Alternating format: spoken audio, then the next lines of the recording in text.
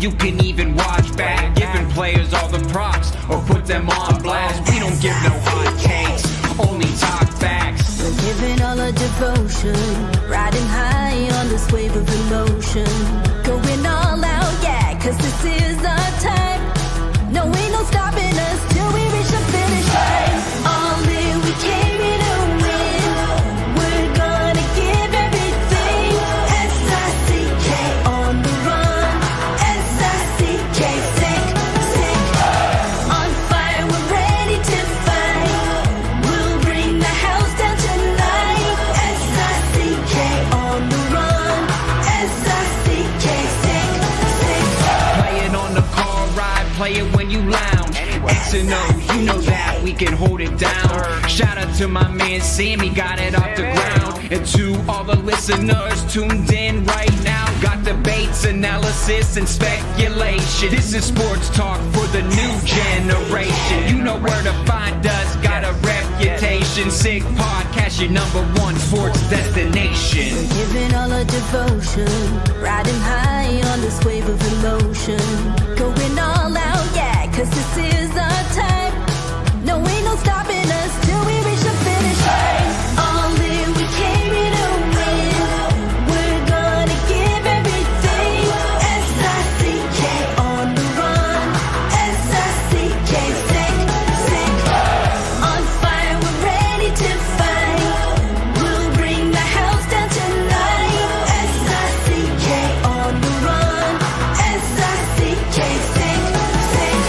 S-I-C-K, it's the sickest podcast. Tune in for the audio, or you can even watch back. Giving players all the props or put them on blast. We don't give no hot takes, only talk back. S-I-C-K, S-I-C-K, S-I-C-K, S-I-C-K, S-I-C-K, S-I-C-K, S-I-C-K. All in, we came here to win. We're gonna give everything. S-I-C-K on the run. S-I-C-K, sick.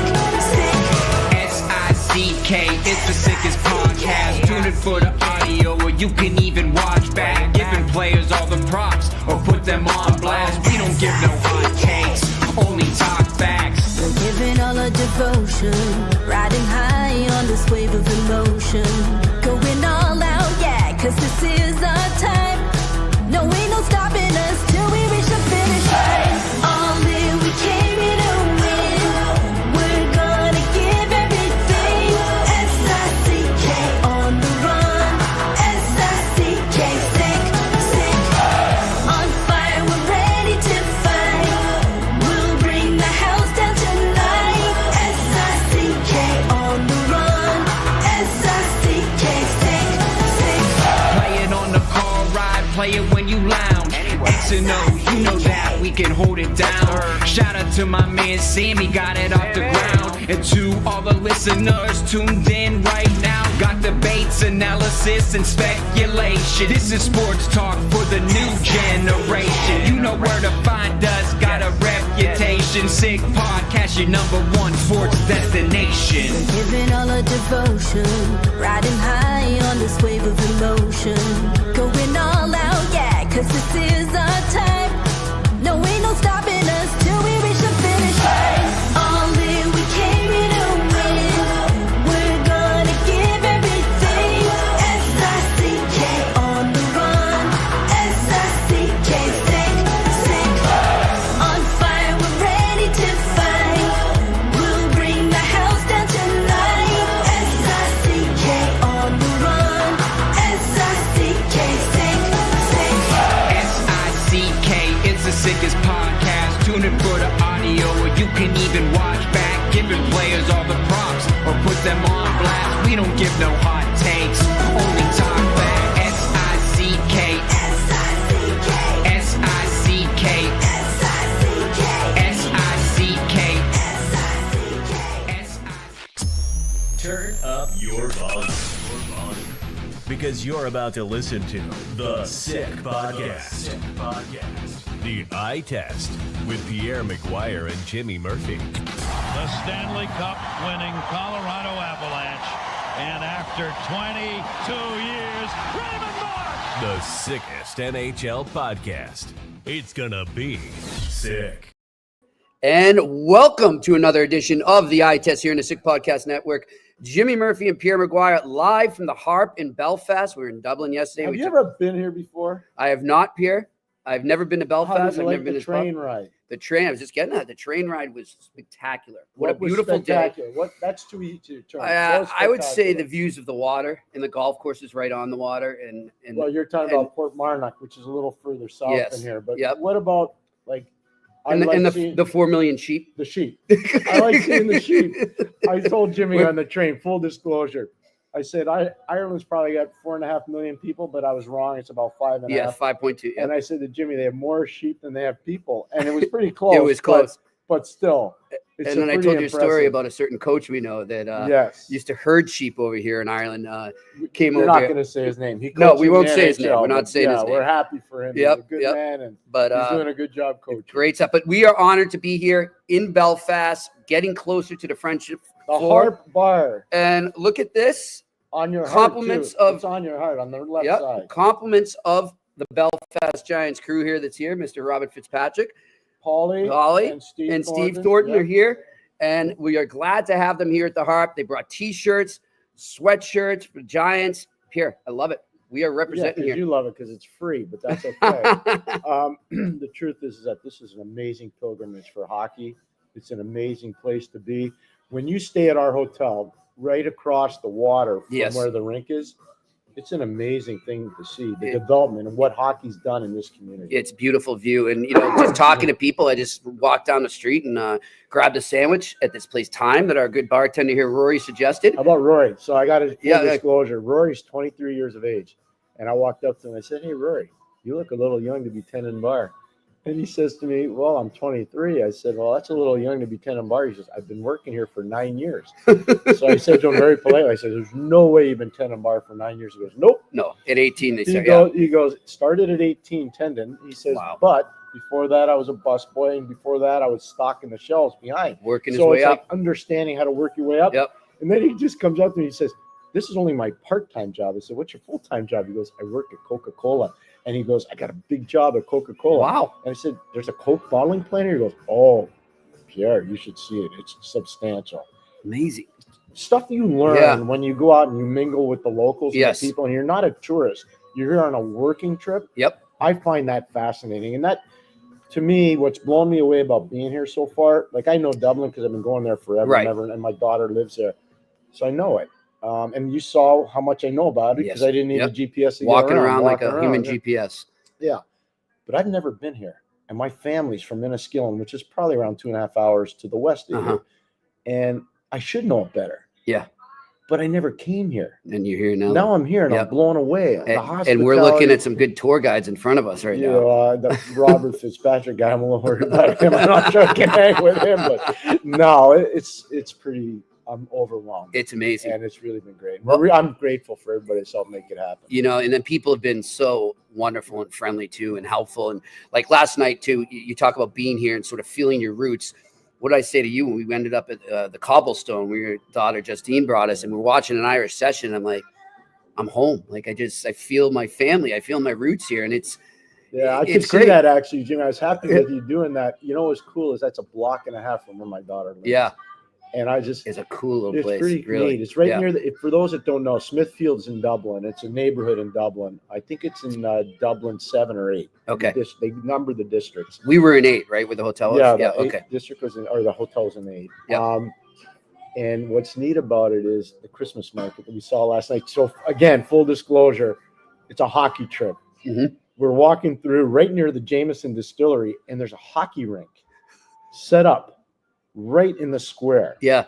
And we're not laughing at people. We're watching them skate. We were celebrating it. We were celebrating it. For most of those people, it's probably the first time they've skated. Exactly. And just to watch the smiles and to see that and the passion people had to be in the rink. Yeah. It was awesome. And I also, speaking of just the sport spreading and starting to gain traction, how about when we're talking to our cab driver, from the train station today, and he's telling us about the success of the Giants. He says, "Oh, you guys are going to be working with them and doing stuff." He goes, "It's great. You know, they're really doing a great job spreading the sport here in Ireland." And so that felt great. I'm like, "Yeah, that's who we're going to see right now." And now again, we got to be honest about this. If you're that cab driver, I wish I had your name. Oh yes. Because when Jimmy and I got out of the cab, stress it. This was an accident. It was not on purpose. I promise. It was not on purpose. I'm not like that. Jimmy was supposed to pay the taxi fee, and he goes, "Did you pay the taxi driver?" I said, "No, I did not." And I said to Jimmy, "You were supposed to pay." And the guy just took off. The guy came over. He shook my hand. He said, "Great to meet you." Yeah. He got in the car. And I said, "Sir." And he got in the car and drove away. Didn't charge us. And I gave the lady at the front desk. I said, "If this guy comes back, you know, he might be." I told him my name, Jimmy Murphy. If he asks for Jimmy Murphy, call me in the room. I'll bring the money down or whatever, and tell him we apologize. He never came back. Maybe he has. Maybe we'll go back there. So hopefully, and he knows there's going to be a taxi mafia waiting for us. We told him. We told him the name of the show. I said, "Look, we're on this thing called the Eye Test. It's a podcast we created almost a year and a bit ago. Just over a year. Yeah, just over a year." And I said to Jimmy, "I hope he fights." It's like I feel bad. I felt honored. Such and a I'm nice not trying to guy, laugh at it, but I just feel bad. It's one of those things that happen. It's never happened to me, but until today, it was great. But here we are. We're 1, 2, 3 days away from the Friendship 4. The teams are coming up. They're filtering in. They'll be coming into Belfast soon. We were, like we said yesterday, a pleasure seeing all those guys. Afterwards, we hung with the Harvard, Notre Dame players, their families. Small world. You ended up knowing friends of their friends. And one of the players' fathers used to work with my mother in real estate. Really so cool. just a small world, man. And it was great talking to them, telling stories. And I thought it was, what really impressed me the most is the Notre Dame guys just got off the plane. Yep. And they knew we were at the Harry Lemon. And by the way, Michael and everybody at the Harry Lemon. We can't reiterate that enough. Yep. And I talked to Michael today, by the way, and he was just awesome. Yeah. They want to do more with it. And he says, "I'm going to become a hockey fan." I'm going to be a hockey through your podcast, which it feels great. And I sent you that email. So, Michael, if you're watching, thanks. We had a ball last night. It was amazing. Your staff and everybody was great. Yeah. But the Notre Dame players, when they came to the Harry Lemon yesterday, they just wanted to talk hockey and get their pictures. Yeah. I was blown away by that. Like, they could have gone back to their hotel and slept. They could have gone for a walk and had a pint. They didn't have to hang out with their coaches who were there, by the way. They wanted to come and talk hockey. I thought that was awesome. And it was great when I was hanging with the Harvard guys too, just talking hockey. He says, "Oh, we listen to you guys a lot, and I'm a big Rangers fan." And he says, "What do we think we should do with Kreider and Zibanejad?" Stop that. That's just drama. I'm not. But he's saying, you know what he said though? He says, "It's interesting, that team frustrates me so much because I know they can be better. I know that they're a better team than what they're playing right now." And Pierre, that is a big topic right now. A lot of people are starting to really pour it on the Rangers right now for so I'm going to help you out here. I'm going to say maybe it's a little exaggerated. I'm going to help you out here. Yep. Do you remember the podcast last summer when they were talking about trading Jacob Trouba? Yes. And I said to you, they better trade him, because if they don't, it's gonna be a problem. It will be a cloud over the team. Yeah. And you think that player doesn't know the team really doesn't want him? I know. And he's a captain of the team. And now his name's out there again. No kidding. So he's a captain of the team. What do you think that's going to do in the dressing room? Yeah. Oh, well, I'm the captain, but they don't really want me. Yeah. You don't think the other players know that? I know. It's an awkward situation. It's very awkward. They shouldn't have let it get to that. And another thing, and look, the Drury family, I coached Teddy. Amazing hockey. I traded for Teddy in Hartford. I coached him. I brought him to Ottawa when I was hired in Ottawa. I think the world of that family, and I think the world of Chris. He's a Hobie Baker, and he's a great player at BU. Great baseball player. He's an amazing athlete and a good hockey man. He's a very good, and he knows what I think of him. But you can't, if you're going to emasculate your captain and keep him on your team, you may want to take the C and give it to somebody else, because that's probably not going to work. Have you worked with a team when that's happened, Pierre, where the C has been removed? Yes. So I worked with the Hartford Whalers, and Brian Burke and Paul Holmgren decided at the time that they were going to take the C off Randy Ladouceur, who was a warrior. Randy was a warrior. Yep. Trust me. And I like Pat Verbeek. I coached Pat for 2 years. They gave it to Patty. Yep. And even though Randy was an amazing gentleman about it, you could definitely feel there was tension. And back then we weren't chartering. You were flying commercial. So you were spending a lot of time with guys on the road. You spent a lot of time with guys in hotel lobbies, a lot of time with guys on commercial aircraft. Yeah. It was a way different deal than what it is today. So, yes, I hadn't been part of that. Yep. And it is a little awkward. I'll tell you where it's been perfect. I'll tell you where it's been 100%. Toronto. Good for you. Thinking the same So thing. you know why? Because John Tavares said, I'm going to help this team. I'm from here. Yeah. I'm all in. I chose to come here. Yep. I didn't get traded here. Like Jacob Trouba got traded to the New York Rangers. Right. He didn't Tavares chose to go there, chose to go home. Chose to go home. But he used to wear Toronto Maple Leaf pajamas. And listen to this, Pierre, you know very well that sometimes when players go back to their hometown city and play for that team, it tends not to go well sometimes. It's not, it can become a tough situation. Yeah. He embraced it. And he wanted to do it, and he's been perfect for it. And I'd argue, Pierre, that the way he has accepted that, the way he has led this season on and off the ice is almost more captain-like, right? It's like a captain. I couldn't agree with you more. And you know what Jimmy said? I'm so proud of him for saying that. And Jimmy, take just what I'm about to say for a second. When they lost Austin Matthews 8 games ago, everybody said the world is falling on the Maple Leafs. It's going to be a disaster because their schedule was hard and they were on the road. Guess what? They're 7-1. It's amazing. It's 7-1. Yeah. Okay, and it's not just like Stolarz isn't carrying the ball. It's not like Joseph Wall's carrying the ball. They're doing it as a team. They're doing it as a group. Mitchell Marner's never played better. Right. Their defensive numbers have never been better in the last 9 years. I'm just telling you, they have not. So give a little bit of credit to Craig Berube and his staff. Yep. Lane Lambert and Mike Van Ryn. But here's what blows me away. JT, Johnny Tavares, since Matthews went down, he has not played better his entire career in Toronto. I agree. Over the last 8 games. The way he's going to the net, the way he's just driving to the dirty areas, he's been unreal. And Pierre, you talk about the numbers being down. You know, we were talking about it coming up on the train today, and I said, you know, it's not the Toronto we know, because all we knew was this finesse. You know, who wants to rack up the most points? Who wants to make the fancy play? Now they're just going out there and they're playing hockey, and they're buying into their coach's system. And they're gritty, and I never thought those words would come out of my mouth when discussing the Toronto Maple Leafs. It's a whole different type of team, and they're playing playoff type hockey. So they're buying in. So you got a guy that won the Stanley Cup as a coach, as a head coach. Yep. You got a guy that's won a Stanley Cup as an assistant coach, Mike Van Ryn. You got another guy, Lane Lambert, won as an assistant coach. So you got Stanley Cup pedigree and street cred on the bench. Yep. And then Christopher Tanev. How many times did we say, get a stabilizing matchup D? Yep. Christopher Tanev's that guy. He's a nasty piece of business. Look, I watched him play at RIT many moons ago. When Vancouver got him. Was he that type of player in college 100%, too? 100%. And whomever, and I don't know who the scout was that signed him coming out of RIT. He was an undrafted player. But I'm like, are you kidding me? What a steal. And it shows you, never judge a book by its cover. I don't care where a kid comes from. Right. I care about where he's going. Right. You know, and I've told you this a million times, and I make you live this way now. Yeah. Don't run with the herd. Be by yourself. Form your own opinions. Form your own ideology. Create your own brand. This is why I love doing this podcast with you, because of the chemistry we have and the unintentional segues that we do. Speaking of not going with the herd, we had another discussion, and I'm not afraid to talk about it right now, about Jiricek in Columbus. Yes. And the way that a lot of people hyped him up just because of how big he was, and it just sort of took a life of its own. And you asked me straight out, you said, how many times have you seen him play? And I said, only once in person. He goes, okay, so you can't really have an opinion on it. I'm going to tell you what the problem is and why he's on the market right now. And if you want to tell the listeners. No, you tell. Okay. You can say it better than I can. Yeah. So what Pierre told me, he said, look. Let me interrupt for one second. We played a scouting game.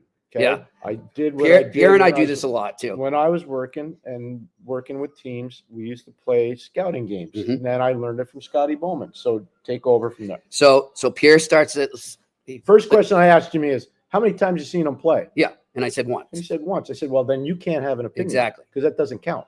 So then you said to me, look at him and look at Erik Karlsson. I did. I used Karlsson as a comparable. And I said, Jiricek was drafted here. Karlsson was drafted 15th same draft. His draft year. Yep.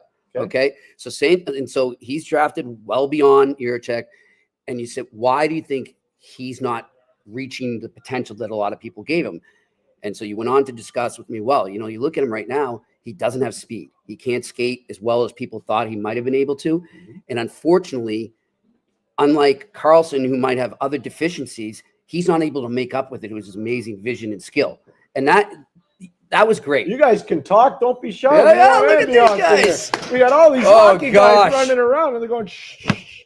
I'm like, no, We want hockey people talking. It's the Lord Mayor of Belfast himself. I know. We're like, Mr. Steve Metcalf, the hockey commissioner, is here in the heart. It's amazing. Yep. You know, commissioner, you're allowed to talk. It's okay. Yep.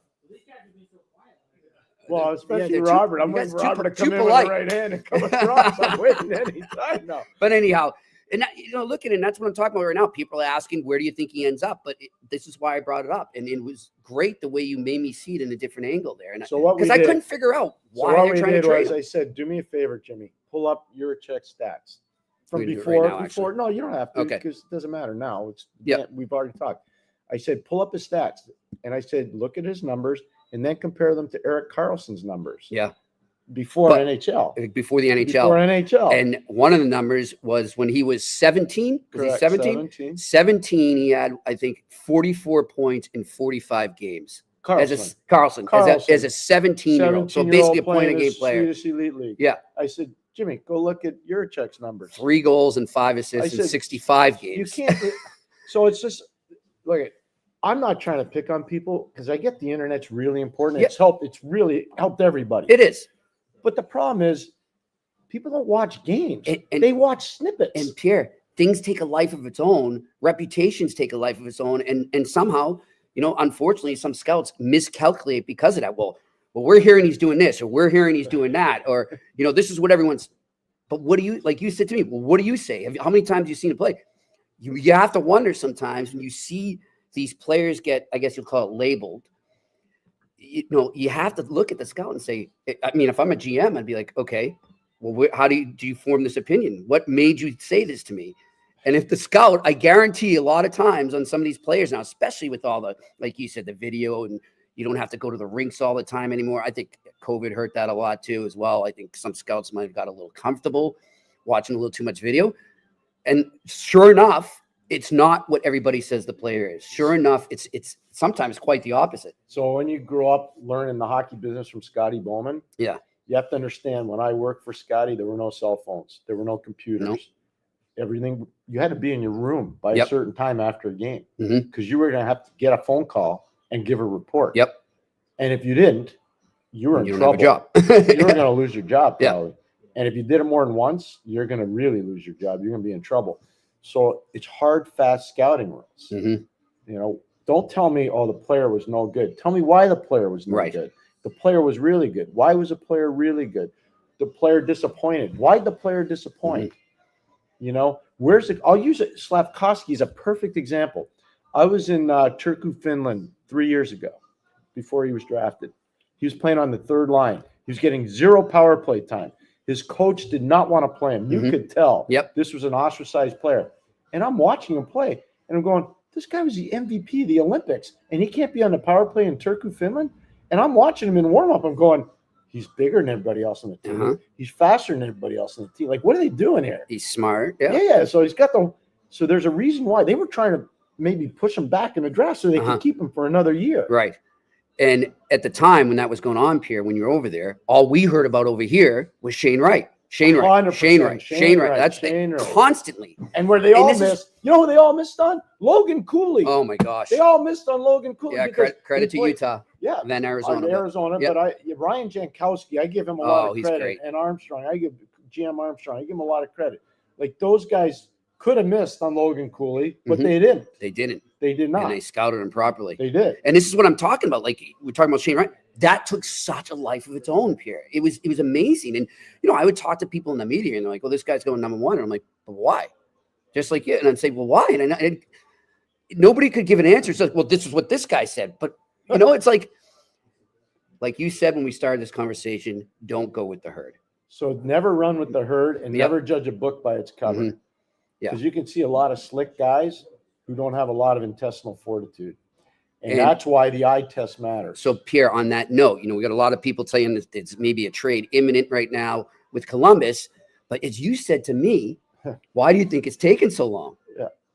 Because I think now a lot of people that maybe didn't do what we're discussing right now earlier before you entered the NHL are starting to realize what you're talking about now. And they're like, Columbus probably thought coming in with a six overall pick that they were going to be able to get a good return.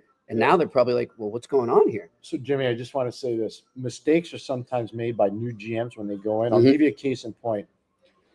Marcus Naslund. And by the way, that was under Yarmo. Yeah. So Yep. we're going to just show you Yep. what I'm talking about. So that's a good point. For Yep. you. So in 1991, Marcus Naslund was drafted just after Alexei Kovalev. Kovalev went to Rangers, and Marcus Naslund was drafted the next pick by Pittsburgh. Mhm. Trust me, I was there. I was part of it. Yep. So Scotty Bowman was a part of that. Barry Smith was a part of that, and I was a part of that. So the next year, we won the Cup in 92. Mhm. I left for Hartford. Mhm. Scotty went to Detroit. Yep. Barry went to Detroit. So all the people that really cared Pushed for that about pick. Marcus Yep. were gone. Exactly. And So what then, happens? like a couple years later, Marcus, because for whatever reason it's not working, he gets traded for Alex Stoyanov. The rest is history. Again, who? Marcus, Who? yeah, no, but to Stoyanov's credit, and if he's watching or his Yep. family's watching, tough as nails kid. I watched him play for the Barrie Colts before they were tier Right. 1, they were tier 2. He was a highly recruited player. He was a tough kid, But he was not. but he Marcus was Naslund. not Marcus Naslund. Exactly. So I just want to be clear on that. So Marcus goes to Vancouver because the people that drafted him were no longer there. Mhm. Okay, that really knew him. Mhm. So he gets punted for not nearly the compensation. You look at Jiricek, Jarmo Yep. Kekalainen, and Ville Sarin in Columbus. They drafted him. And They're not there They're anymore. gone. And now. Now Donnie Waddell's there. Yep. So Donnie's going to say, you know what? We didn't want him in Carolina. I'm not sure he's fitting here. So maybe we can get something else. Now, I'm not saying the kid's getting traded or not. Right. We don't know. I that. think Yeah. he's on the market. He is on the market. But yeah. part, I don't know if he's getting traded or not, Jimmy. But here's what I say. You better know. This is a part of the trading business that people make mistakes on. Mm-hmm. And this is what I learned from Scotty too. If you're taking over a team, you better be an expert on every single player you own. Everyone. Don't be half expert. If you don't know the player perfectly, you better find out. Here's a question I have for you. You've interviewed for some GM jobs. So you were 10. 10. So you're looking at these teams, and I know you do it, but I'm wondering how many people or how many guys, when they are in the running to become the GM of a team, are asking all the questions of the scouts of the players that drafted the players on that roster. Does that happen a lot or not enough? Or I think not enough. Okay. But I love the way you phrased Yeah. that. That was really good. I mean, that's what I would do. If I'm going in for an interview, I want to know everything I can about, and this isn't anything, not just in sports. I want to know everything I can about that company. So when I'm sitting in front of the guy that's either going to give me a job or not get a job, I want to be prepared. But So it's I'm fair. amazed that not a lot of people do that. I'm so glad we have all these hockey guys in front of us. Here's the one thing that I think The Belfast Giants. really, and they're an unbelievable Yep. success story, hugely, yeah. unbelievably successful, and they win. They Yeah. win. But here's the one thing that I find interesting about hockey people: it's not a sign of weakness to ask for help. Exactly. It's a sign of strength and character. Yep. If you think somebody might know a little bit more than you, why would you be afraid Right. to ask them for help? Yeah. And I think it's something that's haunting the hockey business now. I think people see it as when they're working, they see it as a potential sign of weakness if you don't ask for help. I'll give you an example. Okay, I'm not go going to ahead. say what. I'll give you an example. So before we came on the air, Yep. I was asked a question, and I was asked the question, and can you help? Mhm. And I said the answer is yes, I Yep. can help. Yep. I found that to be a sign of strength, not Yep. a sign of weakness. Yep. A lot of people would see it the other way. The only thing I was going to ask, Pierre, do you think ever it's maybe they're afraid that the guys that are currently working under the guy you might be replacing or you are replacing, you potentially could replace, they might get a little like rubbed the wrong way or something like, welcome to the okay, hockey world. okay. That's part of it. So one of the beautiful things, we never rehearse the Nope. show. We never do. No. What happened in New York last night? What happened? Murph's betting losing streak ended. It did. But how did that manifest itself? I want you to answer the question. We did not rehearse the No. show. What happened? Well, Jim Montgomery went in there his first game, Yeah, and the team got a bump as they usually do. they did. Yeah. So he communicated the bump well. Claude Julien accepted Yep. him. No problem there. Doug Armstrong accepted him. No problem there. They go into Madison Square Garden against a real urgent Ranger team Yep. that had just A lot had of stuff flying around. Yeah. mediocre Western road Yep. trip. We talked about that yesterday. What happens? Yeah. The new message works. Yes. The guys aren't afraid to get a lifeline. And you know Jimmy went right to Claude when he got this job because 100%. what a wealth of knowledge that guy is to have He did. on your side. And He said, had to. Tell me about the guy. Yeah. Now, to Jimmy's credit, he was an assistant coach Yeah. there 3 And he years only ago. had, what, like 36 hours to do this? Well, you're not running a practice. Yeah, exactly. He got hired at Probably 7 had o'clock on a Sunday game morning. day skate, and that's about it. Yeah. Yeah, and we talked about probably what he would do. And believe me, game day skates in New York aren't great. No. Yeah. They aren't. They just aren't. Exactly. So good stuff. Well, we're going to go back to pro hockey in a bit. I want to talk about, again, the Friendship Four and the Belfast Giants are here. And Pierre, we talked yesterday about Sidney Crosby. What was the guy's name? Seamus Crosby. Seamus. You think he ends up with the Belfast Giants? If I were the Belfast Giants, I'd put together a cap-friendly deal to try to bring Okay, Seamus I think Crosby. I like that idea. Seamus Crosby and the Belfast Giants. Okay, this is to Mark Madden. This is us. We said this, not the Belfast Giants. So do not go after them for tampering here. All the Pittsburgh media that I know, this is like tongue-in-cheek. Seamus Crosby. It's a joke. It's a joke. And you are going on Pittsburgh radio. I will in a tonight couple at hours. 8:30 Ireland time. Yeah, I wonder what they'll be talking about there. Seamus Crosby. Yeah, with Seamus Crosby and a lot of other Did things you right imagine? now. You know, Theo Fleury played here. I know he did. Did you know that? Yeah. Okay. Do you know who's still on the team there? Owen Nolan. Yes. Yeah. Now he would correct me. Was he born here? He was. But he never grew up here though, right? He moved right to Canada. Am I right? Thorold, Ontario. I think he was Thorold, Ontario. Okay. Yeah, the Golden Horseshoe. Yeah. So was he the owner before Mr. McCormick here? There's no Mr. McCormick here. I mean, Fitzpatrick. Sorry. McCormick's a salt company. Yep. Was he the prior owner before that? That's a salty one too, by the way. That was salty. So you know what? I tell Jimmy this all the time. Even a fish wouldn't get caught if he kept his mouth shut. The less is more, Jimmy. Yes. I want to ask though, was he the owner right before or was there? I don't know the answer. That's the appropriate answer. I don't know the answer. Okay.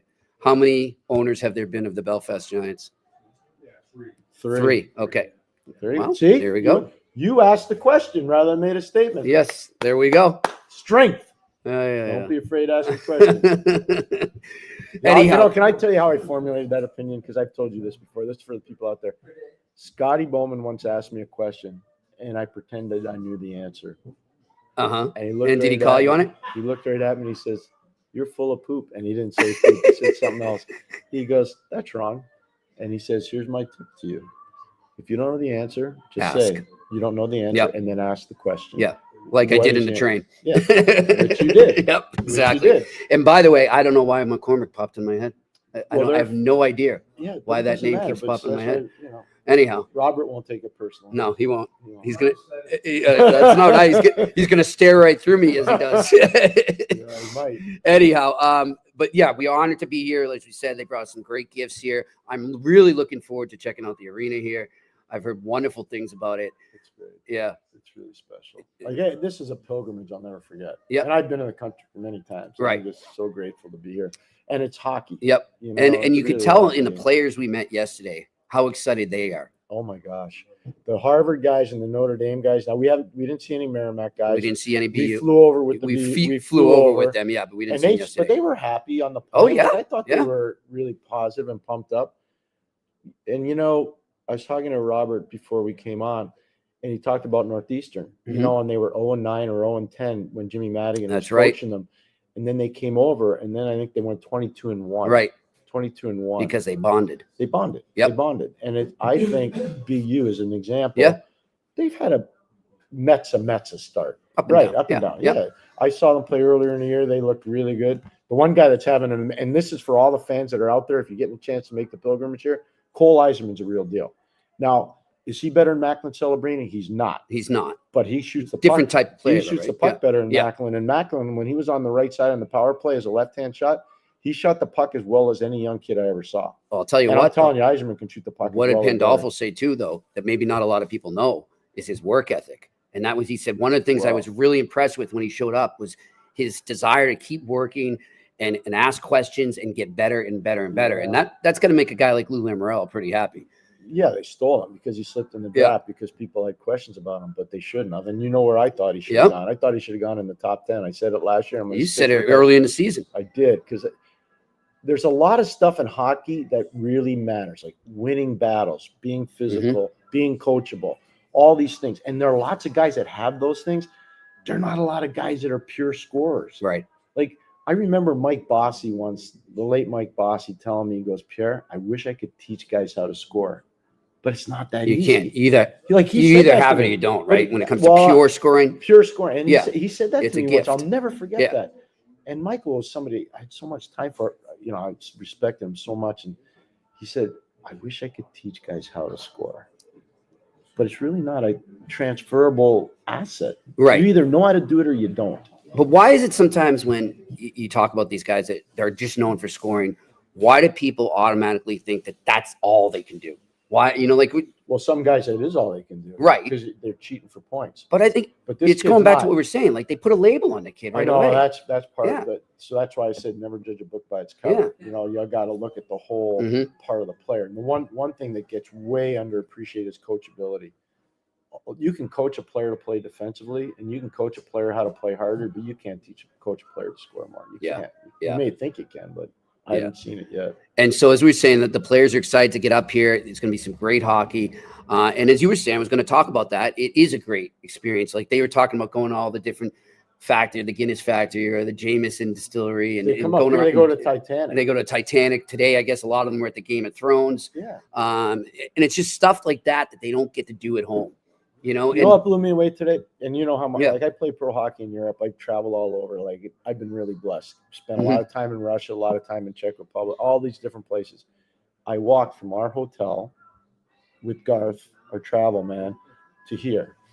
And as a kid who's, by the way, son, big thank you to Garth here. who, by the way, has roots in Saskatchewan. Exactly. And you said you knew. I knew right away when I saw him. I said, you got the facial features of a Saskatchewan guy. A little bit south of I Saskatoon, say by the that way. as a compliment. But anyways, when we were walking over, as a kid whose family is from 2.5 hours to the west, I'm going, this is awesome that I get to come here, because I'm used to being in Dublin. I'm used to being over on the West Coast where there's a lot of golf. I've never golfed up north. I've never been up here. And it was like an emotional journey for me to walk over. Yeah.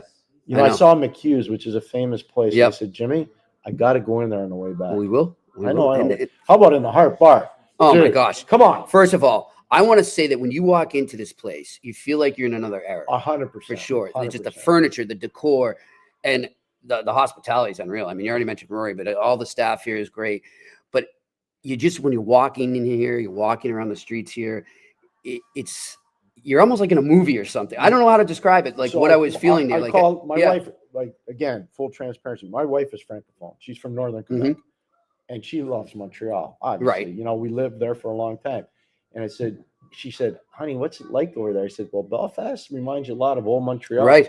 There's certain parts of it which looks just like old Montreal, and we're in part of it now. You know what I felt a little, and I don't know if you'll disagree with me or not, was a little Quebec City too. There is a little architecture. when you go below Shadow Frontenac. Yeah. It is. No, I agree. Yeah. There's a little of that. For those who've never been to Quebec City, highly suggest it. I just wish such there a great was an NHL team. I know. I coached so many games. I had such a good time. I never made it to an NHL game. Nicole say I did go to the World Championships in 2008. I broadcast, and it was amazing. Putin was there. Yes, he was. He was. I remember they were checking your cell phones when you were walking in. Putin was there. I had a chance to meet. I don't know what you call him, Chance, or what would you call Mr. Putin then? I don't even know. I don't know. That's a good answer. Yeah, I don't know. Like you told me, if you don't know, say it. Don't say it. But let's talk about the Ottawa Senators, Pierre. It's something I wanted to bring up with you. Brady Tkachuk's been under a lot of fire. Trade rumors, what have you. He's got shoulders big enough to handle him. And he's really been getting it. Yeah. And so he finally opened up. He said, look, there's not one thing I wouldn't do for this team. I want to win here.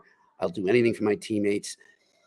When you're a coach or a GM and all of a sudden the vultures are swarming around a player like that and a captain. Player. Bob Gainey. But when do you give him the green light? Did somebody give him the green light to talk there? I don't know. Okay. I don't know. So I'm going to tell you what, though. I remember, and you were working in Montreal, and when Patrice Brisebois was get absolutely crushed by the fans in Montreal, and he's a personal friend. Like he's a great person. I golfed so many rounds with Patrice and spent so much time with him. I'm a huge fan of the person and the player. And he was getting crushed. And you remember, Bob Gainey came on the air. Yep. And Bob Gainey said, for all those, and what was then Team 990. We're not going to say the words, but he cursed out those fans on the air. I couldn't believe they played the soundbite, but he let them have it. But good. What do you think that did in the dressing room? Oh. I can tell you what it meant to Breezer. Yeah. Like he was like, oh my gosh, Bob Gainey's supporting me. Well, they know that he's going to have their back as Yes, well, and yes. it's going to make them play through their struggles. So I have to think, knowing Steve Stales, the GM in Ottawa, knowing Travis Green, I was just with him at the Hockey Hall of Fame, knowing both guys, and Dave Poulin, who I really like a lot and respect. They're going to stand up for Brady. Yep. They're not going to throw Brady into the weeds and say, oh, by the way, he's emasculated. He can't be the captain anymore. We're not doing that. No, they're not. Look, I helped negotiate Brady's contract. I had the privilege of working with Brady for 11 months. I never saw one aspect of Brady where I could say he can't be. Well, look at his roots. He can't be the captain. Look at his roots. Yeah. Look No, at I'm his just dad saying. was. But Yeah. he there's not a team. Okay, let me ask you this question: the Montreal Canadiens took Kotkaniemi ahead of Brady Tkachuk. I know. Brady went 4. He went 3. Yep.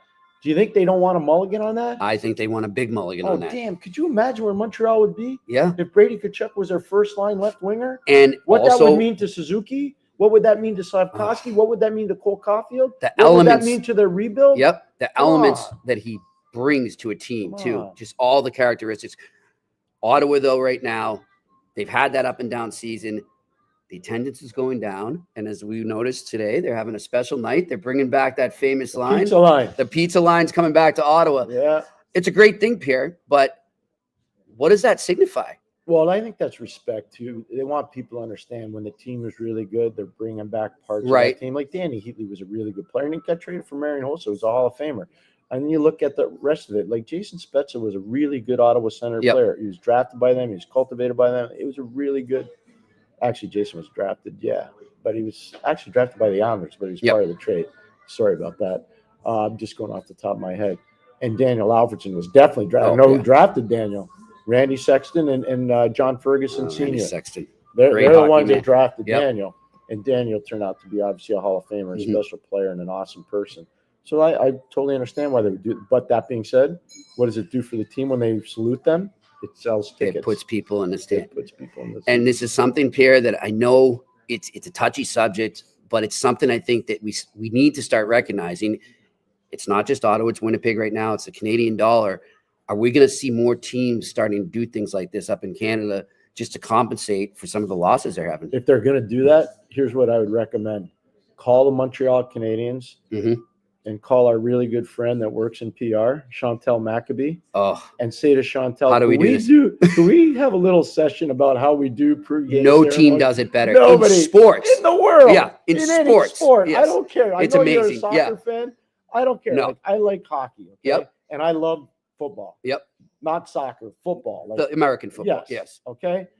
Nobody in any sport Yeah. does ceremonies better than No. Montreal Canadiens. There's nothing like it. It's So if amazing. you're going to do one, call Chantal up. Yeah. You know what I love too is, I was up there covering the Bruins a lot. And when they would have ceremonies before Bruins Canadiens game, the Bruins players are just going out there just to take it in because it's so good. I'm like, well, why'd you guys go out there? Usually he goes, it's Montreal, man. They do this right here. And it's amazing to just witness the presentation, feel the history that's involved in it. So they've got the visiting teams entertained by it. It's pretty cool. Terry Crisp once, I coached against Terry in 93, 94. We were down in Tampa in the old baseball stadium. Remember well, it's not the old, it's still there. But that's where Tampa used to play. They called it the Thunderdome.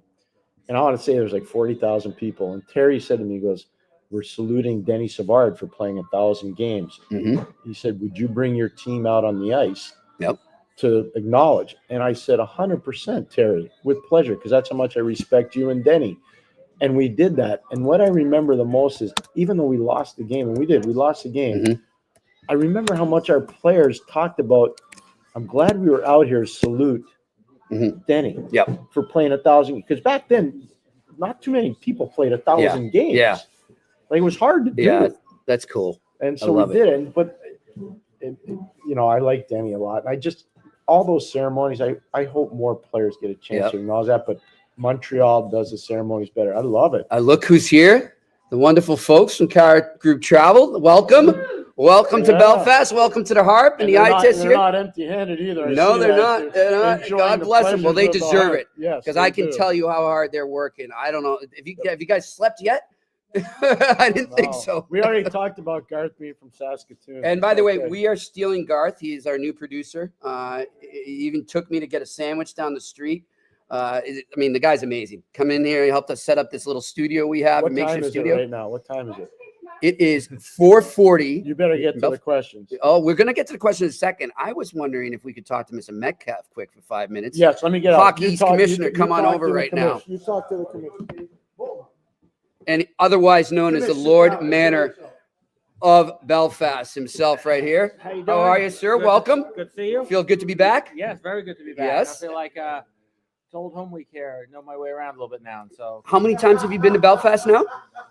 I would say I've been here seven. Okay. Robert says seven seven. times. That's Wow. about right. Wow. When was the first time? Do you remember? I'm gonna say. Was it for this? Yeah. For the Friendship Four? 2019 inspection visit. So maybe late summer or September of 2019 that I came with the UNH team that year, and then I just kept coming back. I heard those inspection visits can get pretty fun. From what Those inspection Yeah. visits, there's a lot of some things. coaches I know have had some good times. A lot of things to inspect, and so we want to just make sure everything is on the up and up. Great stuff. Listen, we'll get back to that in a second. Pierre and I have said it, and we're confident saying it. And we're not just saying it because we think the world of you, but the Hockey East, in our opinion, is the toughest conference in college hockey right now. What is it like to see these teams grind against each other all season, and then so many of them go on to the next level? What's that experience been like for you as commissioner? Well, it's always enjoyable when you get teams in the postseason. So, you want to do two things at the end of the year. You want to get as many teams as you can in the NCAA tournament, and then you'd like to have some teams that are Frozen Four worthy that can, get a chance to win it. And so we had teams in the tournament last year, and then we had two teams go to the Frozen Four. So that's a great year. Mm-hmm. And the only thing missing was win national championship. But we, look, I agree with you. We've got a really deep, strong league. I mean, we've got top half of our league to play against anyone in the country. And so sometimes, the tough part is getting through the weekends when you're going against other hockey teams and you're splitting or you're not getting as many points as you'd like, but you're getting battle tested. Yeah. So I think when you get to the end of the year and you've really been thoroughly battle tested, that's going to put you in good shape. I forget what game it was that she did recently, and I was telling Pierre she was really good. Oh, it was Northeastern BC. Carson Duggan was doing the color on ESPN Plus, and she was just talking about, these guys, you have to play a certain amount of games out of conference every year, right? Yeah. And, you'll usually play really good teams because you want it as a measuring stick for your team. But she said when it comes to the Hockey East, they're getting a measuring stick game every weekend. Yeah. I mean, what does it mean to you to hear that? Yeah. So Carson's done a great job for us. She's brilliant. Great person. If you're watching, Carson, hello. We wish you in Belfast. We kind of fell upon her because we used Casey Bellamy for a game or two, and she's like, hey, I can't make this game, but my friend Carson, who is a player and coach, maybe she might be interested in it, and the rest is history. Yeah. I think it is. Look, there's lots of battle testing going on within our league, but you mentioned the non-conference games. Like, we play 10 non-conference games. Those games are critical, right? Because those pairwise calculations, RPI, everything at the end of the year, right? And we always want our best teams to play, top competition. But our teams aren't afraid of playing anyone. We'll play anyone. And just look at the BU schedule already this year. It's insane. And BC, their strength of schedule is crazy. I'm sure Providence is the same. They got 2 games at Colorado College coming up. So I think that's good for the league, and everyone benefits if you go get results against good non-conference teams. And so our teams, try and do that. Well, let's talk about the Friendship Four now. We said you've been here so many times now. When you first heard about this idea, and when the hockey schools started to get invited, what was your first impression? What did you think it could do, and has it measured up to that? Yeah, it's measured up to that and then some. But it all starts back with Ralph Cox, and I don't know if Ralph is coming this week, but he's like the Friendship Four ambassador, UNH guy. So back, these guys had invited UNH to come back in 2017. And we were already, I was at UNH at the time. We were already committed to go to Madison Square Garden to play Cornell. Oh, I remember that. Yeah. So we couldn't do it. And I'm like, oh my God, I can't believe it. We already got a commitment. We can't go. All right, we'll just go next year. And they're like, no, that's not the way it works. We've already invited someone else. I'm like, all right, so when can we go? So then finally, I said, Ralph, you're involved in this thing. What about your alma mater? You got to get us over here. So in 2019, I came with UNH, and then then COVID came, but I'd been here and experienced the magic of the tournament and the people, and what an unbelievable experience. And I just remember actually, 2019, one of the guys on that team that went on to play in the NHL said to me, like, "Hey, Steve, just thanks for making this happen. Whatever you did to make this happen, it was fantastic." And then you knew he'd made an impact. And then so we come out of COVID, and I get into this new role at Hockey East, and so it wasn't difficult for me to understand. To continue, And I I know these guys a little bit already. Steve Thornton's sister actually played, was a All-American soccer and ice hockey player at UNH, so I knew knew the family. And of course, he's already. BU. Yeah, that's right. So BU's always got an invitation. And let me ask you this: you talked about the people in Air. It's amazing. I mean, they're so welcoming here. But one thing I've been stunned at, and you've gotten to see it grow more than me, is the sudden knowledge of hockey, the sudden interest in it, the sudden passion for it. And obviously the Belfast Giants are behind that. What has it been like for you every year you come back to hear more people talking about hockey? Yeah, well, I think that the fan base here, they do well attendance-wise, fan support. The team has done really well. I think that Steve Thornton told me their record already this year is 21-4. Sounds pretty good to me. And so, they're getting great crowds, but they're becoming really knowledgeable hockey fans. So then when we come in, or the college teams come in, you've got a really knowledgeable, more knowledgeable fan base than you might expect as a starting point.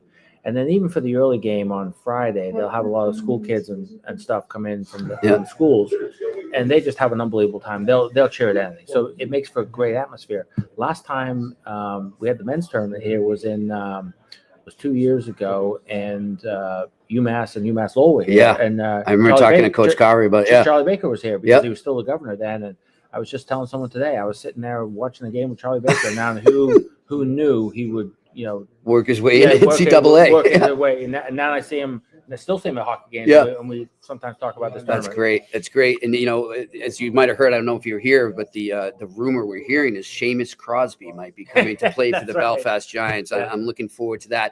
Well, listen, Mr. Commissioner, great to have you. I'm looking forward to throwing a few back here with you and having some fun here in Belfast. We will do that soon, but we got to get to you, the viewers and the listeners right now, and do our Q&A.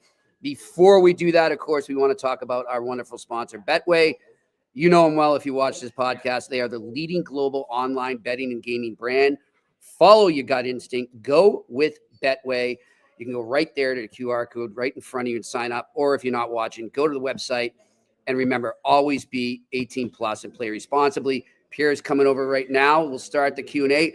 And by the way, there won't be a Murph's pick today, but I do have to mention, thanks to Jimmy Montgomery and the St. Louis Blues, my slump is over. The St. Louis Blues, as Pierre mentioned earlier in the podcast, as I picked yesterday at the Harry Lemon in Dublin, they went into MSG and they beat the New York Rangers.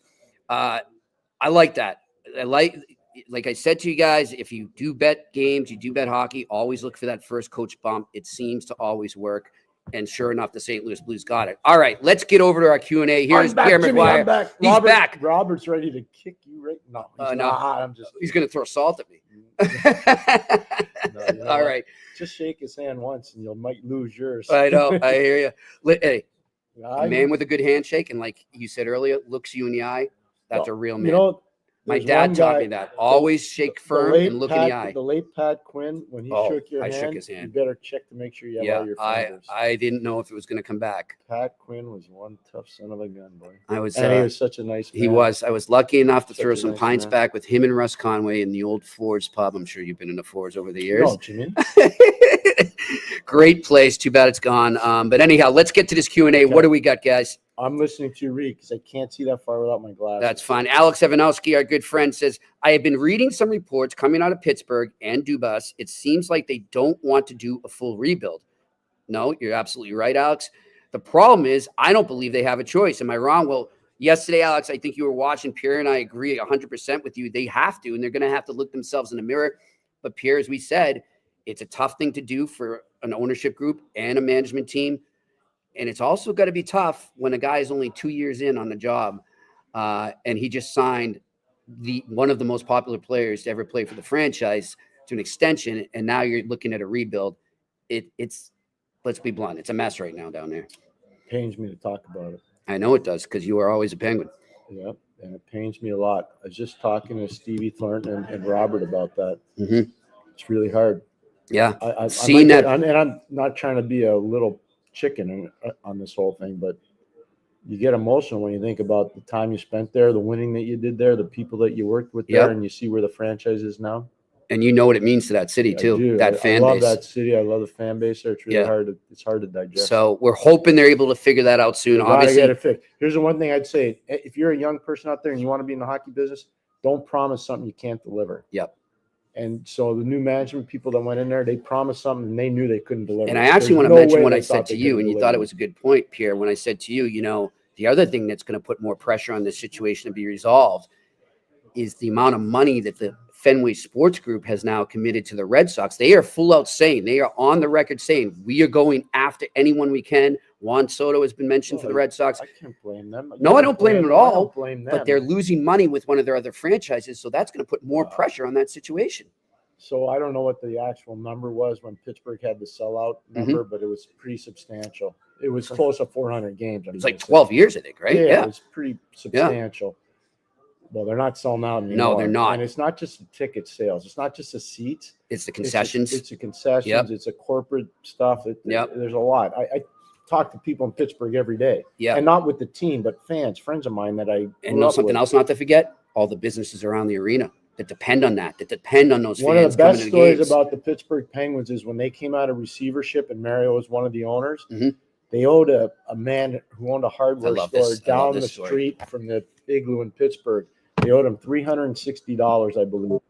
And Mario showed up with $360 in an envelope and said, "We want to thank you for your support." And he gave the man. He handed the money. And I think that started, you know how they deliver season tickets with the players? Yep. I think that's what started that. Sid's really embraced that, I know. Sid learned. What did Sid do? And Sid was 18 years old. You know where he lived? Yes, I do. At Mario Lemieux's house. Yep. So how many times have we stressed on the show how important it is for young players to do that? Yeah, young players. Yeah. If you're under 22 years of age, you shouldn't be living alone. No chance. Not in the NHL. You should be living with a family. I know a man in Montreal. I'm not going to say his name because I don't want to embarrass him. He's an amazingly successful tycoon. I don't mean a bit. He's a tycoon. And what he does every year, he calls Jeff Molson. And he says to Jeff, if you got that player and he makes your team, you want him to live with me? And Jeff's that's awesome. 100%. Oh, that's great. Put that guy with us. Yeah. And they did. And one of the guys, and I can say who it is, Cole Caulfield, lived there. Wow. And there are other guys. Okay. But I don't want to say it too much. But I'm just going to say it because I don't want to embarrass my friend. But that's what he does. Yeah. Because we've had this conversation. We've had this conversation. Remember? No, this gentleman and I have had this conversation. And remember the example I brought up with the Bruins. Who did Patrice Bergeron live with? Marty Lapointe. And to this day, he credits him because when Patrice Bergeron showed up in Boston, Pierre, he couldn't speak a word of English. Hey, and Marty helped him a lot. Speaking of Marty, so you just had Commissioner Metcalf on. Yep. So Marty Lapointe. I was going to say Marty Lapointe was at BC Northeastern Friday. Guess who he was watching? Jacob Fowler. He was at Northeastern BC Saturday. Yep. He's up pretty cool. And in between, he was watching preps. And you said there was a quote unquote potpourri of scouts at those two games. Yeah, I'm going to say there are 34 teams or 32 teams in the league. There were 32 scouting staff. That's amazing. At both. And I know a couple of them too were texting me during the game saying, "This is amazing hockey right now. Yeah, this is like real fun." The Saturday night game was cuckoo crazy. Just the atmosphere. I got to get to Matthews this year. But it was. You know what was good about it? It was well officiated. It was really well officiated because it was an emotional game both ways. Yep. Mr. What's the guy with that great last name? Who's a great official? Brian Murphy? Yes. Oh, jeez. Look at Brian. I know you watch, and I want to be your agent, but enough. No, I'm just kidding. Murphy's amazing. He's amazing. You had a good conversation with him as well. All right, let's get to the next question. What do we got? Randy Workman. What's up, Randy? Jimmy and Pierre, do you think the Flames hang on to Rasmus Andersson? I don't know how they can. So Rasmus is the most underrated defenseman in the league because it's not a knock on Calgary. He just is. Mm-hmm. He was a great junior player too, by the way, in the Ontario Hockey League. He's a really good player. I think where they are in their rebuild right now, I think Rasmus is worth more to them away than he is with them, and he's got to get a contract. And you wait down closer to the deadline because you can push the price up, or do you get ahead of it? So here's what happens. If you're learning from the Jimmy Rutherford School of Managing, why I asked it. you don't allow people to dictate what the price of a player is. You dictate what the price of a player is. You make the move first. Mhm. So I think that he gets moved. If I hate to talk about players getting traded. You know that. Yeah. I hate that. But if they were to move him, I'd say he gets moved sooner rather than later. He's got to be right at the top of the queue for most players. By the way, too, Zub, Ottawa's going to be out for a bit now, too. And you and I were just talking about their lack of defensemen on the right side. On the right their side, depth. it's a killer. Yeah. Artem is So such- they might be looking for a defenseman. Do you remember soon. Dmitry Yuskevich? Yes, I do. Okay. So Artem Zub's guy. the closest thing I've seen of Dmitry Yuskevich. Yeah. And I had so much. I remember Dmitry He had a good sense of humor. Yuskevich, he did. He blocked a shot once in a game, and I happened to be in the Leafs dressing room doing something, I forget, post game. He lost all his toenails, okay? The guy never missed a shift from blocking the shot. He never missed. I'm telling you, that's how tough the guy was. Artem Zub's the same. Like, I worked with Artem for 10 months. Artem Zub's just like Yuskevich, tough as nails, really tough. Love it. All right, next question. Alex Ivanowski, you think Detroit is starting to turn the corner? Hopefully they get their offense going. The last time I saw them play was 2-1 last night against the Islanders. I Yeah. don't know about getting their offense going. Dylan, I didn't see that game, so I don't want to here- comment on it. Yeah. No, you should. Okay. That's good. Dylan Larkin's got to drive the bus. Mhm. Dylan's got to start. They missed the playoffs last year because Dylan got hurt. I was just going to say, 2.5 weeks. and Pierre, this They time need last Dylan- year before he got hurt, he was a Oh my- beast. he was He as was good as there was in the legit league. He was entering the Hart conversation. 100%, Jimmy. Conversation. You're Yeah. spot on. Yeah. Dylan's got to start. Something's driving going the bus. on. Yeah. No, I don't know about what's going on, but Dylan's got to start driving the bus. Yeah. Like, and I don't know if Coach or Steve Eiserman's talked to him. I don't know if the coach is talking to him, but Dylan's got to start driving the bus there. All right. Next question. Ron LaRoque, how many times should we see a player before an opinion is formed? Oh, great question. Hey, Talking about Ronnie, what we were talking Ronnie, I think Ronnie lives in Winnipeg, or are you a Manitoba? Ron, let or us know if Saskatchewan? you can. Tell Shane where you live or I throw it just in there. think the world of, like, his questions are so Yeah. good because that's appropriate. He sounds like a coach. I wonder if But he's it's a an coach. appropriate question. Like, how many times? I don't know if there's an infinite number. The more you can see a player, the better your Yeah. opinion will be. Yeah, of course. But the number one thing that scouts don't do now, they don't watch practice because they're all moving around too much. So the one thing I would say, and I learned this from Bowman too, be an expert in your area. So if you're scouting, let's just say if you're scouting Winnipeg, you're scouting Manitoba, you're the eastern part of the Western Hockey League. Yep. You better be an expert on every player. Okay. The only way you can be being at their practices. And now with the Merton, so Commissioner Metcalf knows. Like I was at the UMass game on Sunday afternoon with UVM. Yep. Right? I'm just going to use that as an example. And there was a player who plays for the Quebec Ramparts right now. Mhm. He's a 16-year-old kid, and he's a heck of a player. I will not say the name, but people probably figure it out. And I was asked to speak to the player, and I did. Yeah. And his family was there, and I Yep. showed you the note from the family. And this is where hockey's going. So if you're not an expert right now as a college coach on Yep. these major junior guys, you're going to make a lot of mistakes. Yeah. Or if you're an expert, you're going to Well, make a lot as of you home said too, runs. Pierre, it would behoove a lot of these college teams right now to start Change their a sort of staffs. a Change your mini staff. hockey operations staff. Yeah, you got to change. Designate different junior leagues that everyone Yeah. goes to scout. But the one thing I'd say, and it's not because the commissioner's here, because I've said it too many times. It's not because my kid plays in the league either. I don't care about that. He'll be a one and done. Like he's Yep. out. I think hockey's Well, can we just said compete that. for any Yep. player anywhere in the world Yep. because they know it's probably the most competitive league. Oh yeah. And no league has more NHL scouts at it Yep. than hockey. You know those kids' parents and the family advisors right now, when they come to them, Yeah. these junior kids that are starting to think about this, they're all pointing at the hockey. East. There's Yeah, no question. They're all pointed So at the that's my hockey. East. point. Like, so if I were part of a school or an athletic director, I'd say, how are we going to adjust to this? Yeah. So you have to have so I'll give you an example. I think Providence, I could be wrong, but I think Commissioner, if I'm wrong, tell me. I think Providence has the first director of hockey operations, and it's a female. That's right. That was It's, recently Jay they did it. Feaster's daughter. Yep. Who was a Stanley Cup winning GM with Tampa. Mhm. And I think they were, and if I'm wrong, Commissioner, tell me, I think they were right? Okay, but it's her. Yeah. But I think they're the first team to get a major junior player to actually commit and will be In the going Hockey there. East. Yep. He's a kid that plays in Sudbury in the Ontario Hockey League.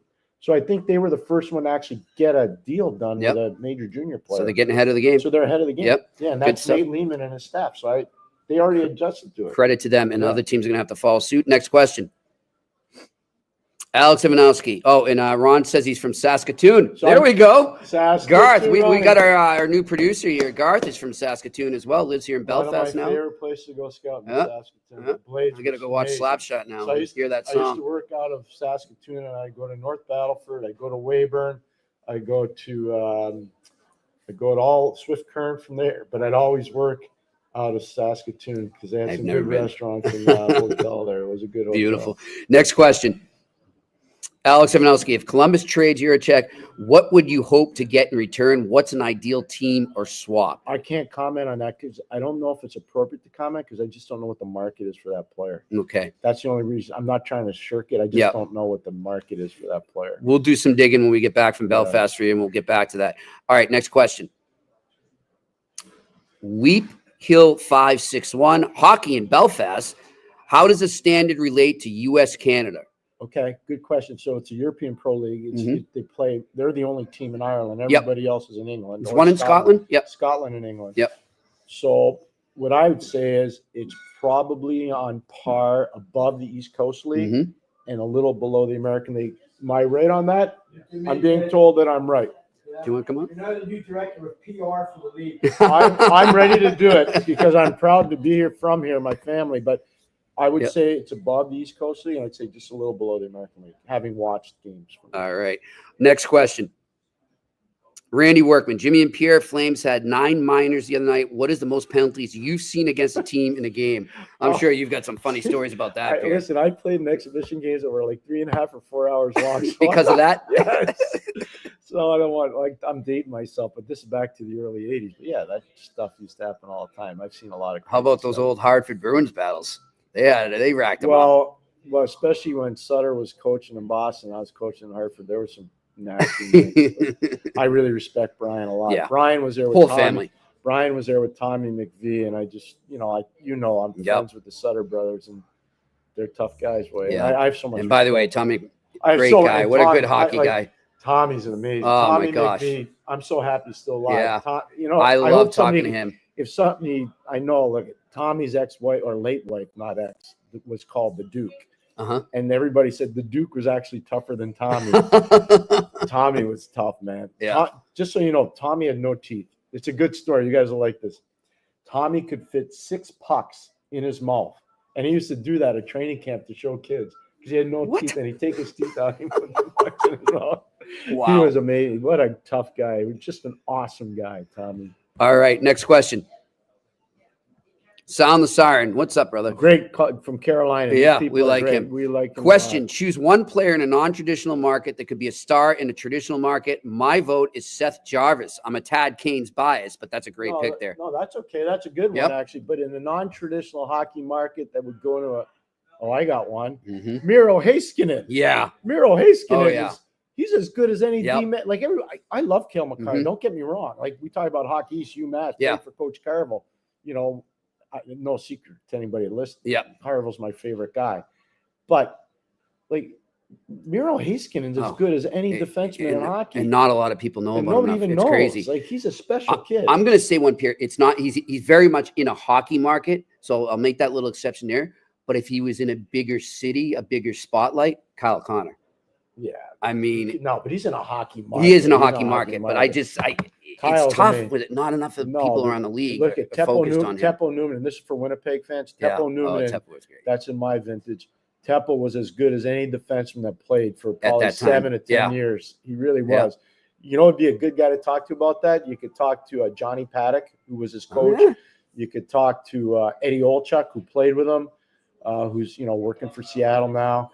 You could talk to a lot of guys, but Teppo Newman was for about a 5 to 7 year period was as good. Not saying he was the best, right? But he was as good as most guys. Teppo was so good. Next question. Randy Workman, do players get restrictions on what to say before interviews? Yes. And you can tell when they don't. If you play for Lou Lamoriello, for sure. It's called zip it. You know what? I think the most important thing, and the best teams do this, they actually have PR seminars before the season started in training camp, and they have a professional come in and say, this is how you should answer this question.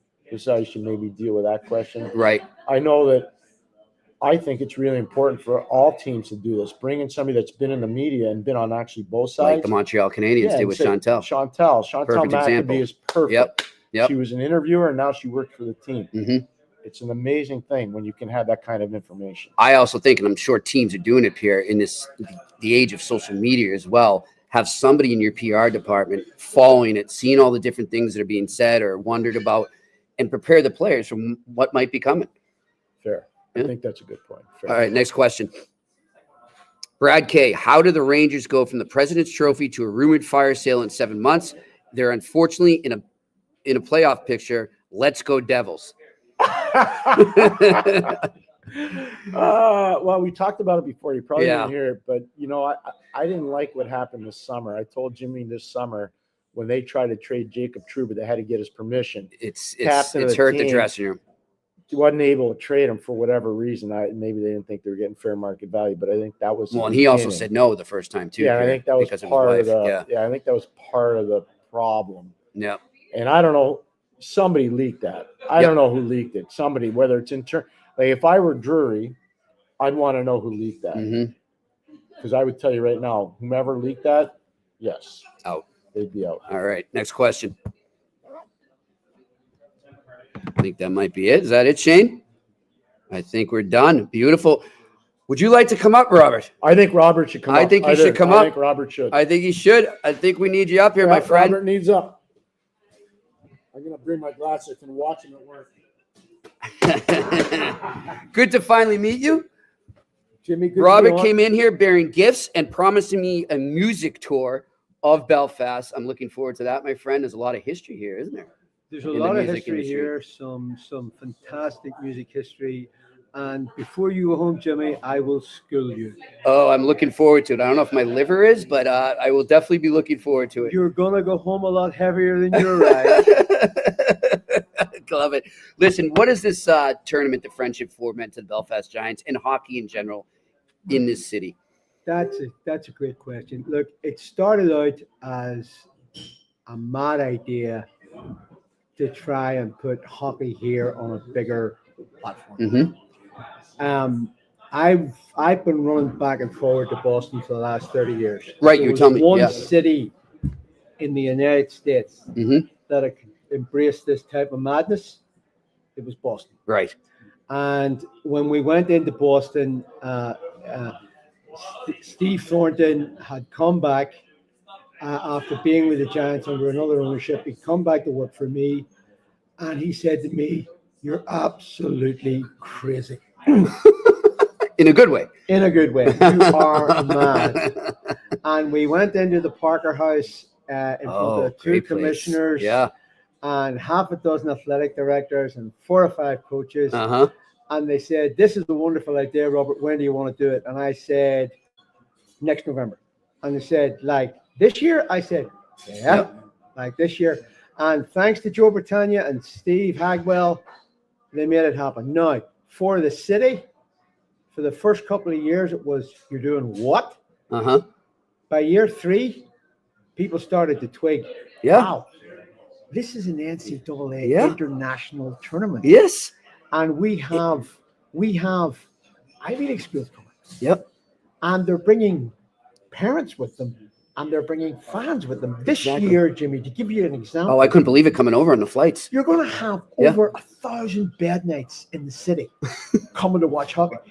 You couldn't get a ticket for Friday night or Saturday night for love nor money. Wow. So really, the idea, and not only that, see everything you could be saying about Hockey East for the last number of weeks?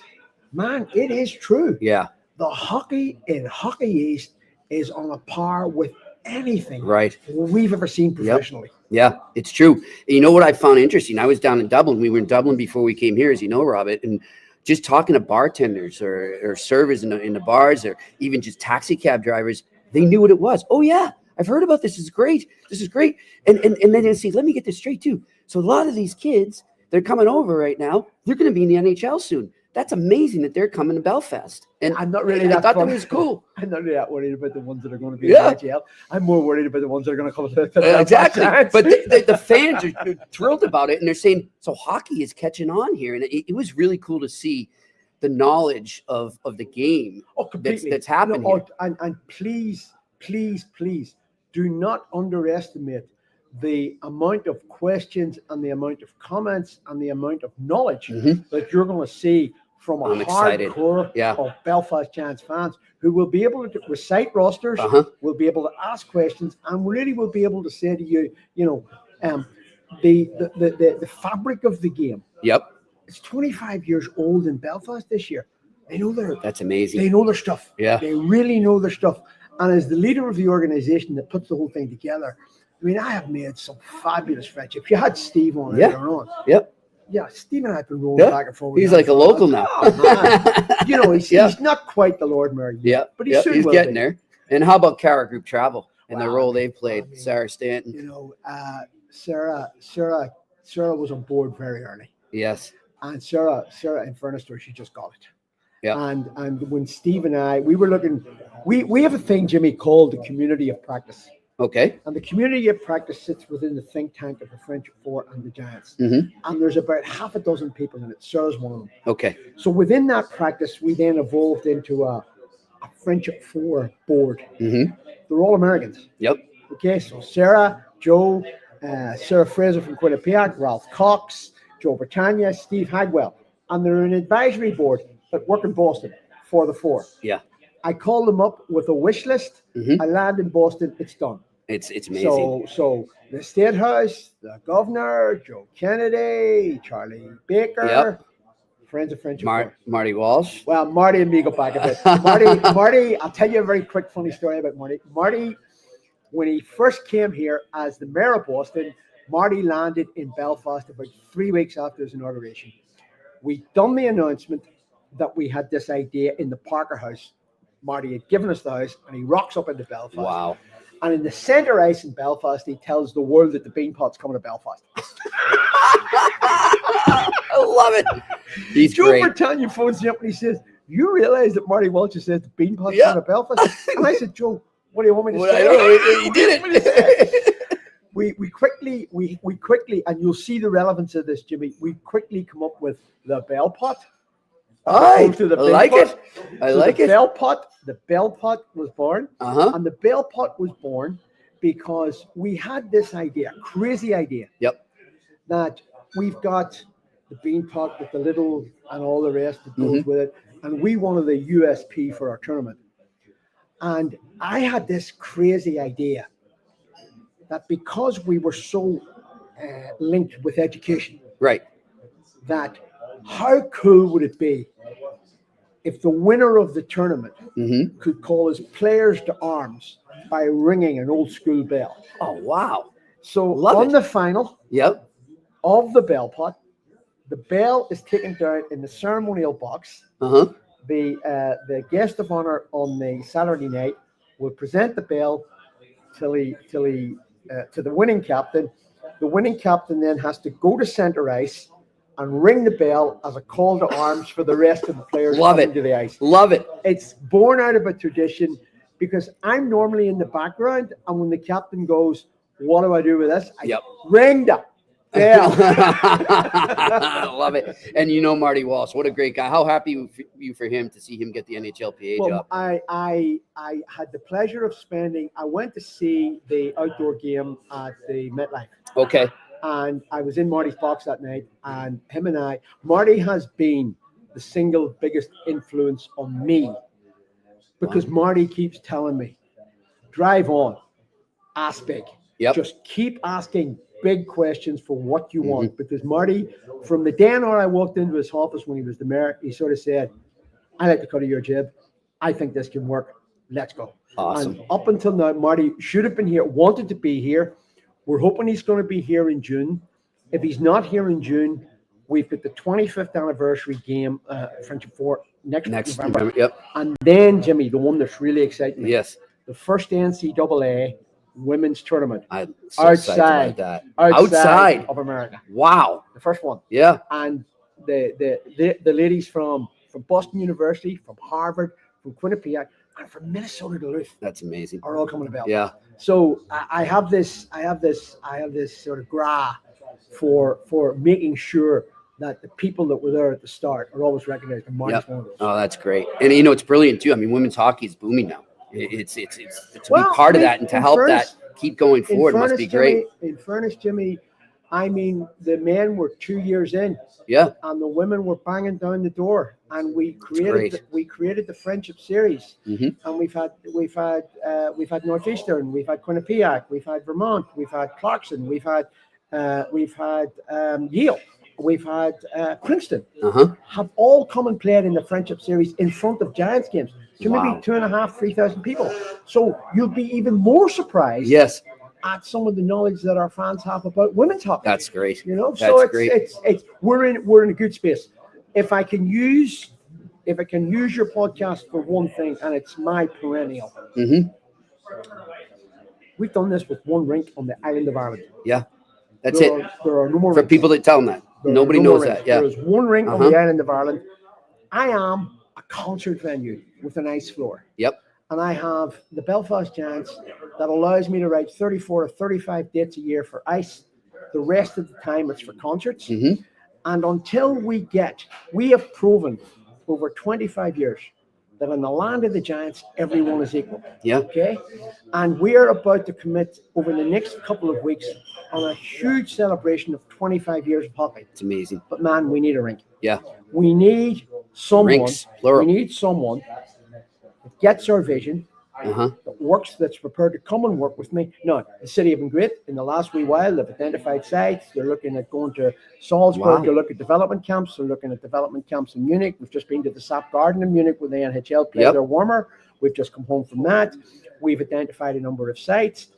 But really, we've got to go big. Yeah. We've got to go big. And in order to go big, we've got to be able to develop the education platform that works along with, because we've got some kids here. Yeah. Can skate. Yeah. In Boston. Yep. But they need to have the education back up behind and it. keep it going as they grow. Going, yeah. That's it. How did you get into hockey, Robert? I really didn't know whether a puck was blew up or stuffed. Didn't have a clue. Jimmy, I played hurling and Gaelic. They were my sports. Okay. And by the way, hurling's a great sport. And when I became the chief executive of the trust, we acquired the Giants as part of a sort of rescue package. Mm-hmm. And I remember sitting down with the guys and saying, "Guys, what's this all about? What are we doing here? Yeah. What's this all about?" But you only have to watch the game. You only have to watch the game and watch guys that know how to play the game, and you become infected. Yep. And that infection gets to the point where you then are thinking, "Wow, no, I have another personal reason." Yes. I have my youngest daughter Ellen is has some learning difficulties and suffers from autism, and hockey became her life, her passion. Wow!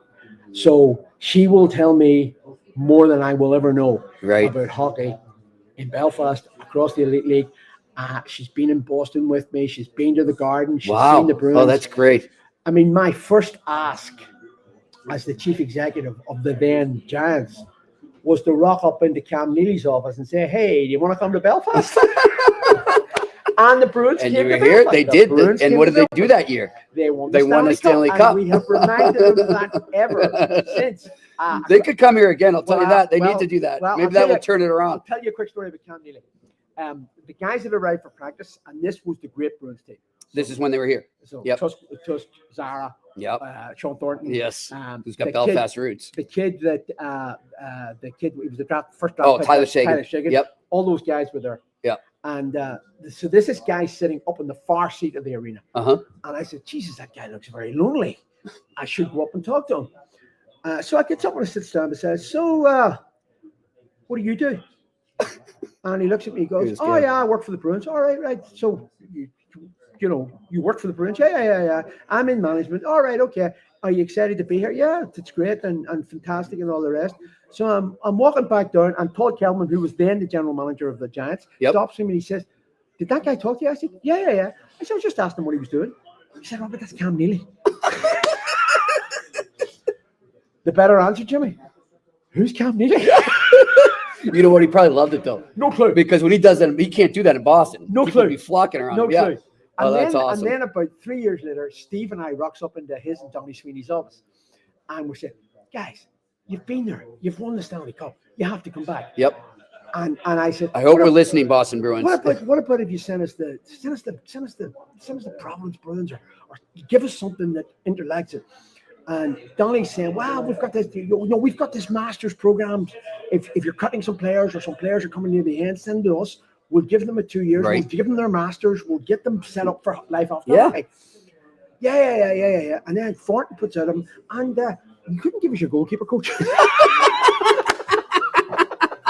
The Tuca, yeah, that's great.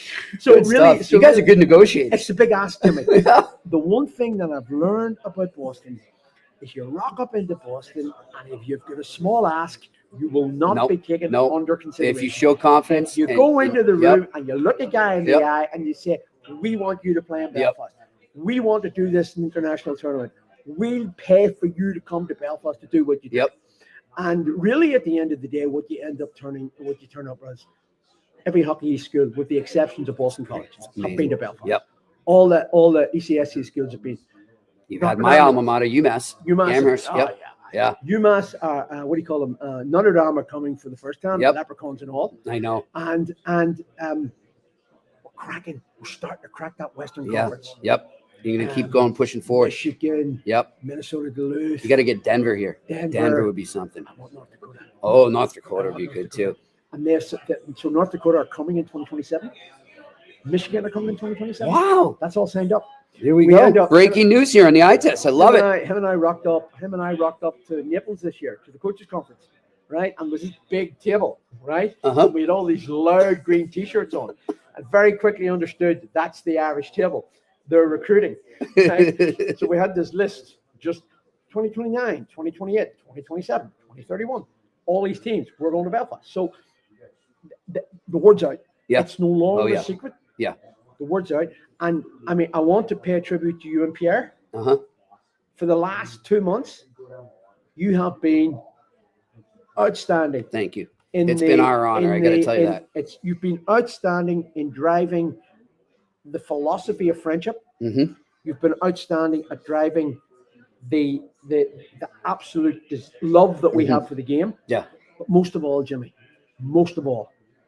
you've been able to espouse friendship. I appreciate that. And friendship, my friend, is what it's all about. Yeah.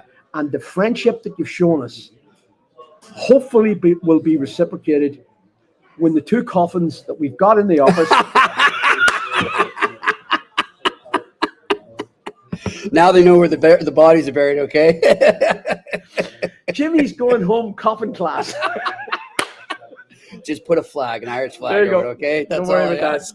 That's not a problem. I love it. No, you know what? I remember when Sarah Stanton reached out to me from Cara Group Travel, and, I'd heard about it. Didn't really know much about it yet. This was, I think, 2 years ago. And she said, well, 1 year we're going to get you there. And it didn't, for other reasons, I think Bruins schedule, I was covering the Bruins. It just couldn't work out. Well, I'm not on the game basis anymore. I'm more a columnist, feature writer, and doing this with Pierre. And she said, well, this is it. You're coming. And when she brought it to me and she explained everything it was about, I mean, obviously James Patrick Murphy, I have a lot of Irish roots, but, I grew up learning about Irish history, and I obviously know everything that went on here in Northern Ireland. I have family that was here during it. And to be part of that, and to be part of what you are doing with the sport of hockey and uniting everybody, it amazes me. It makes me great. But you're going to be in a space over the next couple of days that's rarefied. Yep. Okay. Because you will go home. Trust me, my friend. You will go home converted, and you'll be going home converted. You'll find yourself when you land back in Boston swearing a little bit more than you normally swear. It'll pass. Okay. Trust me, it'll pass. You'll also find yourself wondering why you're hearing voices in your head. It'll pass as well. Trust me. And every now and again you might get the taste of really good cider in the back of your throat. That will pass too. Well, you know what? Maybe I don't want it to, because I want those memories there all the time. Well, no, Jimmy, actually, I have set a mission out. So I've played Gaelic and hurling at a high level right through my career. I've also played soccer, but my first love is music. Yep. And my task for the next couple of days that you're here is to give you an Irish musical education. I can't wait. Friend. I can't wait. And that's my commitment to you. I'm going to give you an Irish musical education. My late dad would love you. He'd be so proud. Yeah. Listen, Robert, it is a pleasure. It's an honor to finally meet you. I'm looking forward to the rest of the trip. And I'm We're going to have a good putting time. on my CV that I've been on the Sick podcast. On the eye test. I love it. Well, listen, let's go have some fun. I look forward to this trip. I'm glad I'm here and honored. Great to see you. All right. Take care, my Robert. Bye bye. Thank you very much. The Friendship 4. We are here at the Heart Bar. Remember that. We will be here again tomorrow, same time, 4 p.m. local time, 11 a.m. back home on the East Coast. And then on Thursday, 3 p.m.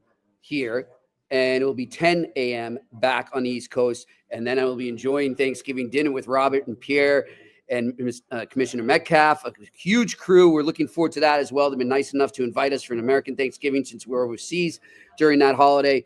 But thanks to you, the listeners, the viewers. Thanks to our crew here, of course, Car Group Travel and the whole crew, the Belfast Giants. Pierre McGuire is over there entertaining the crew. I'm Jimmy Murphy. We'll talk to you tomorrow again here from Belfast on the Eye Test on the Sick Podcast Network.